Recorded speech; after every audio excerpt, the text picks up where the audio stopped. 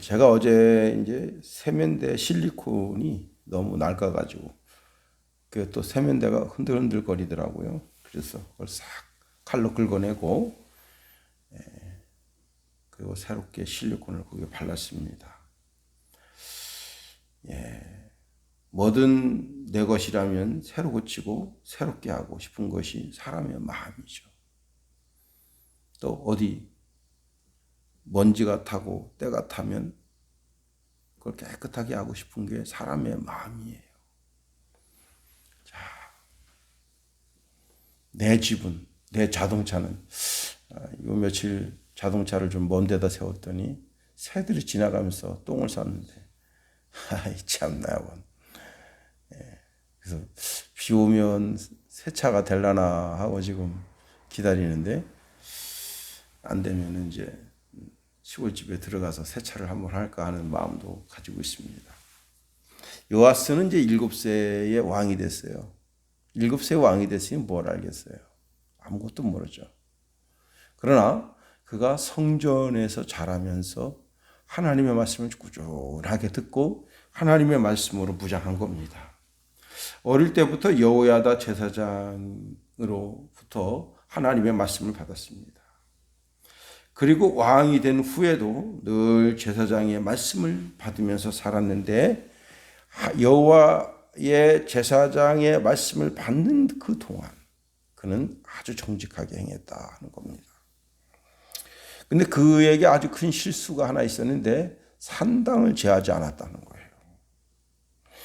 이것이 산당이 여호와 하나님을 예배하고 경배하고 섬기는 그런 초석이 될 때도 있었지만 보통의 경우는 우상으로 나아가는 그러한 길이 되는 것이 이 산당이었다 하는 겁니다.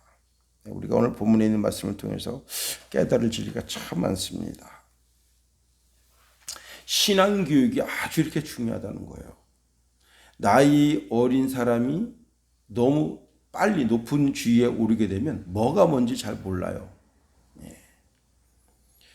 나라를 바르게 인도하는 건지 그르게 인도하는 건지 이걸 행하면 나한테 화가 오는 건지 득이 되는 건지 이런 거 저런 거 아무것도 모릅니다. 그러나 그 어린 요아스를 잘 인도할 영적인 믿음의 제사장이 있다고 하는 것이 참 복인 겁니다. 이 나라에 참된 스승이 많아야 돼요. 대통령에게나 또 장관들에게나 비서관들에게나 어떤 조언을 할 때 나라를 바르게 인도할 수 있는 또 학교 교사들도 마찬가지죠. 저는 좌편향된 사상도 나쁜 사상이라고 생각되지는 않습니다. 우편향된 사상도 나쁜 사상을 생각하지 않아요. 그 두 개의 사상이 서로 충돌이 일어나기도 하고 화해가 일어나기도 하고 해서 나라를 바른 대로 이끄는 거예요. 어느 사상만 옳다, 어느 사상은 그르다. 그렇게 세상의 사상이라고 하는 것이 다 그와 같아요. 그러나 거기에 우파 사상 속에도 좌파 사상 속에도 하나님의 말씀이 하나님의 섭리가 있어야 된다 하는 겁니다. 자, 자기 욕심대로 자기 그 좌파 사상 욕심 끝까지 가보는 거예요. 나라가 이렇게 되잖아요. 그 우파 사상 사람들이 이렇게 하면 안 되겠구나. 또 우파로 돌아가는 거 아니에요. 또 우파 끝까지 가보세요. 사람들이 저거 저들끼리 저들만의 세상이 되는구나. 그래서 서로 절충이 돼서 나라가 바르게 되도록 그렇게 이끌어 가야 되는 겁니다. 그 가운데 우파 쪽에 있는 분들이나 좌파 쪽에 있는 분들의 사상을 잘 관리하고 그들을 이끌 수 있는 영적인 지도자들이 많이 있어야 되는 겁니다. 이 시대는 영적인 아버지들이 영적인 지식인들이 많아야 되는 거예요. 인간의 욕심을 위해 살지 않고 공공의 정의를 위해서 사는 하나님의 정의가 이 땅에 하수같이 흐르도록 하는 그런 믿음의 사람들이 필요한 겁니다. 자, 요아스가 이제 제사장의 교훈을 들으면서 나라를 쫙 다스리니까 하나님 보시기에 정직합니다. 하나님 보시기에 정직하면 그게 된 거예요. 2절에 이렇게 말씀하고 있습니다. 요아스는 제사장 여호야다가 그를 교훈하는 모든 날 동안에는 여호와 보시기에 정직히 행하였으되. 이 정직하게라고 하는 말은 올곧게 그런 말이에요. 올곧게. 젊은이가 올곧게 살아가기가 쉽지가 않아요. 참 어제도 그 강대 정문 앞에서 이렇게 나오는데 그 애들이 막 술 취해가지고 막 비틀비틀 됩니다. 그때가 9시밖에 안 됐는데 벌써 술 취해가지고 길거리에서 막 그렇게. 그건 진짜 그 부모 마음 찢어지는 거죠. 부모님을 떠나서 이제 이렇게 춘천까지 내려와 있으니까 자기 멋대로 자기 인생 막 사는 것처럼 살면 안 되는 거예요. 누가 보든 안 보든 자기 마음의 중심이 있어야 되는 거고. 벌써 언제부터 술 먹었는지 몰라도 비틀비틀거리면서 그렇게. 그래서 내가 참 우리 아들놈들도 저를 하나 하는 그런 생각을 갖게 됩니다. 그런데 자, 요아스에게는 그가 비틀비틀거릴 때마다 그의 중심을 잡아주는 제사장이 있습니다. 그러니 그가 올곧게 살 수 있었던 거예요. 교회의 구역장들, 교회의 교사들, 또 목사들, 전도사들, 강도사들 다 하나님의 말씀으로 그 심령을 올곧게 인도할 책임을 지는 자들입니다. 먼저 자신이 하나님 앞에서, 사람 앞에서 올곧게 생활해야죠. 그리고 다른 사람을 잘 인도할 수 있는 인도자가 될 수 있어야 되는 겁니다. 예수님께서 베드로에게 내 양을 먹이라, 내 양을 치라, 내 양을 먹이라 말씀하시면서 양을 맡길 때는 내 사리 사욕을 위해서 행하는 것이 아니라 하나님의 영광을 위해서 이 사역을 하라 하는 겁니다. 두 번째로 산당을 제거하지 않게 됨으로 인해서 언제든지 죄악으로 빠질 수 있는 길을 열어준 거예요. 3절 말씀 보세요. 다만 산당들을 제거하지 아니하였으므로 백성이 여전히 산당에서 제사하며 분향하였다 했습니다. 자, 성전이 없었을 때 산당에서 하나님을 예배하면서 하나님께 가까이 나아가는 그런 통로가 됐던 것은 사실입니다. 그러나 이 산당은 언제든지 우상으로 빠져들기 쉬운 그런 허점을 가지고 있었던 것도 사실이에요. 자, 제 어릴 때에 그 이승만 대통령의 그 정치적 영향, 또 박정희 대통령의 정치적 영향이 있어가지고 우상 타파를 했던 것이 참 인상적입니다. 그런 영향력이 있었어요. 교회에서도 이제 그 무당들이 막 산에 가서 밤새도록 뭐 징치면서 막 그렇게 하는 것을 우리 어릴 때 이제 우리 이제 큰 산 하나를 넘는데 거기 소나무 그 웃기는 거예요. 참 그것도 보면 아름드리 소나무가 세대가 다 일렬로 있어요. 그 밑에서 무당들이 푸닥거리랍니다. 푸른 나무 밑에서 신기하죠. 성경에도 보면 푸른 나무 밑에서 푸닥거리 한다 했어요. 그 이제 그걸 거기 이제 우리 최상호 집사님이 글씨를 참 잘 씁니다. 이렇게 해서 하얀 판에다 이렇게 딱 두 줄로 대가 자연보호 팻말 해가지고 가서 거기다가 그 소나무에다가 탁 붙이고 싹 때려 부셨어요 우리가. 그냥 막 근데 돈이 되게 많이 나오더라고요. 500원짜리 그때는 500원이 굉장히 큰 돈입니다. 500원짜리 100원짜리 꽤 많이 나왔어요 돈이. 저도 그때 한 1,200~300원 정도 줬었어요. 그 수입이 짭짤하더라고. 그러니까 막 그 돌각 사이에 들어가 있어서 그냥 그거 다 주워가지고 또 근데 거기까지 걸어갔어요. 간청리에서 그 산 정상까지 걸어가고 그 정상에서 한참 더 내려가서 이렇게 그 우상단지 있는 데를 가야 돼요. 그 나중에 봤습니다. 몇 년이 지난 다음에 보니까 거기서는 안 하고 다른 데다가 제단을 차렸더라고요, 사람들이. 그래서 거기다가 후닥거리 하더라고요. 또 시골에 어마어마한 느티나무가 있었어요. 수령 500년 넘었었어요. 단오 때만 되면 그냥 그 무당들이 그냥 전국에서 와요.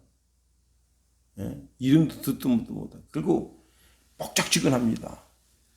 자기들이 이제 재기와 재물을 다 가져와요. 거기서 근데 그 교회에서 기도했어요. 하나님, 저 느티나무 때문에 이 마을이 더러워집니다. 1년에 2번씩 더러워집니다. 저 느티나무를 죽여주시옵소서. 어느 해요, 번개를 맞았는데 그냥 다. 그래가지고 교회 청년들이 미심 있는 사람들은 별 그지 같은 생각을 다 합니다. 이 나무신이 노해서 이 나무를 손대는 사람 저주받는다는 거예요. 그래서 나무를 손을 못 대.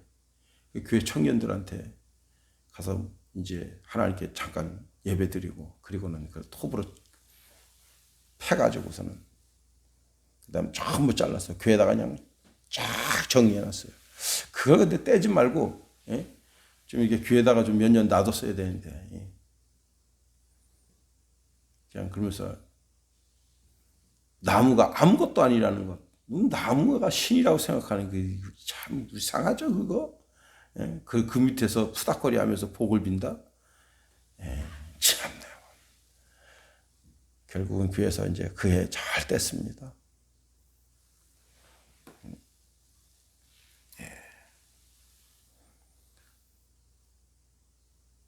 언제든지 우상 숭배로 나갈 수 있는 길이 있다면 그 길을 막아야죠. 우상은 아무것도 아니다.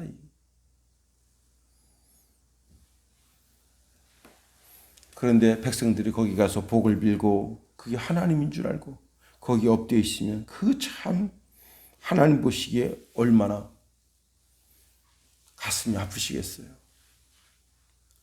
악마는 디테일에 있다, 그런 구절이 있습니다. 다시 말하면 어떤 제도 속에는 반드시 빠져나갈 만한 그런 구멍이 있다는 거예요. 그 악한 사람들은 반드시 그걸 찾는 거예요. 법이 잘 제정됐습니다. 좋은 의도, 좋은 뜻으로 잘 제정되어져 있지만은 그 법에 약간의 허점이, 그 허점을 통해서 물밀듯이 나가는 거예요. 자, 지금 우리나라 지금 교육제도 때문에 참 문제가 많습니다. 왜냐? 굳이 수능 시험 안 봐도 대학을 갈 수 있도록 길을 열어놓은 거예요. 그랬더니 어떤 일이 벌어졌느냐? 지금 요 옆에 강대만 해도 그래요. 애들이 시험 안 보고 올 수 있어. 대학 다닐 수 있어요. 문제는 뭐냐면 못 쫓아가는 거야.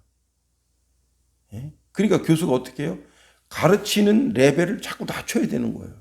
수준을. 왜? 못 알아들으니까. 고등학생 수준으로 낮춰야 되는 거예요. 대학 수준을. 이거 참 답답하죠. 그러니 학생들이 저렇게 흥청망청 대학에 4년 동안 죽기 살기로 공부해서 자기 지적 능력을 극대화해야 되죠. 그런 거 생각 안 하고 그냥 우리 교수 점수나 짜게 준다고 하고, 요즘은 또 학생들이 교수 평가를 해버리니까 점수를 후하게 줄 수밖에 없어요. 이게 모순입니다, 모순. 그런데 그런 허점이 어마어마해요. 그러니까 동양대 모 교수는 즉 딸을 위해서, 아들을 위해서 표창장도 조작을 하고 뭐 이것저것 조작하고 그러는 거 아니에요. 그런데 우리가 신앙 가운데 있으면요, 하나님이 디테일 속에 있습니다. 그런 그 허점을 다 막아주셔요. 요아스는 여호야다로부터 신앙 교육을 받고 정직하게 살고, 자기만 정직하게 사는 것이 아니라 온 나라, 온 백성들이 다 정직하게 살 수 있도록 길을 열었더라면 더 복된 그런 왕이 될 수 있었을 텐데 하는 그런 아쉬움을 가지고 가지게 되는 겁니다. 자, 오늘도 우리가 하루에를 준행합니다. 우리가 우리 심령과 우리 삶 속에 은근히 여호와 하나님을 잘 숭배하는, 경배하는, 예배하는 그러한 신앙의 모습도 있지만 어딘가 모르게 은근히 하나님을 등지고 빠져나가려고 하는 산단 같은 구멍이 우리 속에 있다. 디테일한 것이 있다는 거예요. 악마의 디테일한 것.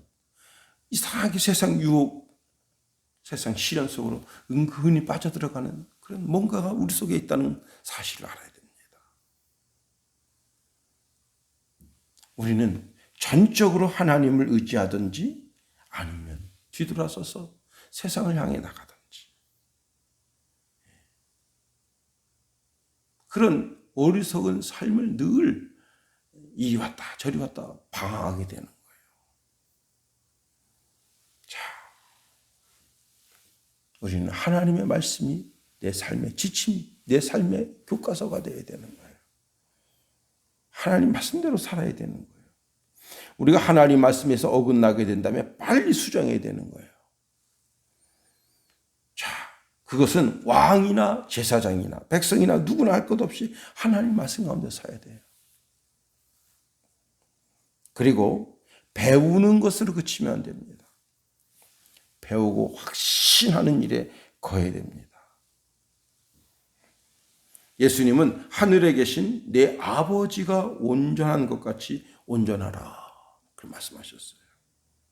하나님 나를 보시기에도 흠도 점도 티도 없이 온전한 그런 신앙의 모습으로 바로 설 수 있는 우리가 다 될 수 있도록 이 하루에도 하나님의 자녀, 하나님의 백성으로 정결하고 성결한 삶을 살아가게 되기를 예수님의 이름으로 축원해 드립니다.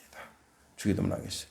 하늘에 계신 우리 아버지, 아버지의 이름을 거룩하게 하시며 아버지의 나라가 오게 하시며 아버지의 뜻이 하늘에서와 같이 땅에서도 이루어지게 하소서.